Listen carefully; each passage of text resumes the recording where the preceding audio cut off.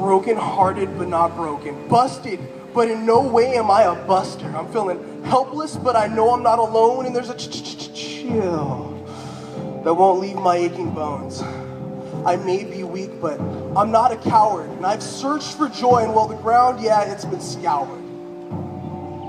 I am so scared, but I will restate, I am not a coward. I have lived a horrid life. My first memory was that of my mother being taken away by a dull kitchen knife. And I want to say that that's the beginning and the end of my strife, but sadly, no. That was just the beginning of my sorrow-engulfed life. And as a young man, depression got the better of me more often than not, and there were days when I would have gladly welcomed a stray gunshot. Sadness and depression were so prevalent in my life, I felt like I had no other option than to pick up my own knife. And I knew it wasn't right, but I couldn't see the light. You know the light that the optimistic people are always talking about? The light at the end of the tunnel? Yeah, well, for me, life was no more than a funnel. All of the dark and deeper to pain being poured into the top of a heavy stream that never seemed to slow down, let alone stop. My brain felt like a balloon being blown up, blown up, blown up until it finally went. And that was it. It was time. I didn't care if it was right. I just wanted to end the pain. All I wanted was to leave behind a blood-soaked stain. Something to be remembered by. Something more than a former twinkle in an ever-present father's eye. It's sad to say, but I wanted nothing more than to lay down and just die. I'd had enough. I was done with this sad excuse for a life. I was so sick and so tired of all of this strife. I finally gave up.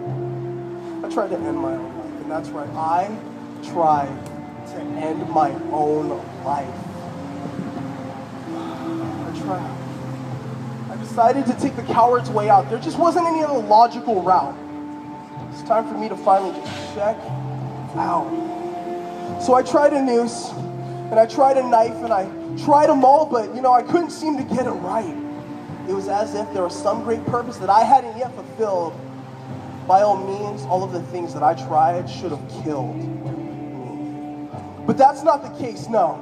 I'm still alive, and not for a lack of trying, mind you, and let's be clear. These weren't cries for help, no. These were honest attempts to end myself. I had reached rock bottom. I was in a perpetual pit of despair. I did not care. I had no hope. I ate my pride. I wasn't ashamed. I'm a grown man, and I cried. And that's when it hit me. This isn't my life to end. It's not even my life to live, but sure enough, this is my life to give. And I'll admit, the whole idea of giving my life to God was a little odd. But I can't go back to that life. There's nothing there for me, only sadness, depression, and a constant stream of strife. So with no other option and nowhere to go, I bowed my head and I cried. I laid it all out on the line, and at first I was fine. But then I opened up the doors to my heart and I let my emotions flow. I let out all the emotions I've been bottling up for countless years. I let out all the cheers and all the tears and all the angry sneers. I finally felt emotions that I hadn't felt in years. But most importantly, I finally felt hope. For the first time, my eyes were open and I could finally see. And as I prayed, it was as if I was hovering over the old me, and I could see that God was fighting to get the devil's hands off of me. And I could see that God had finally set me free.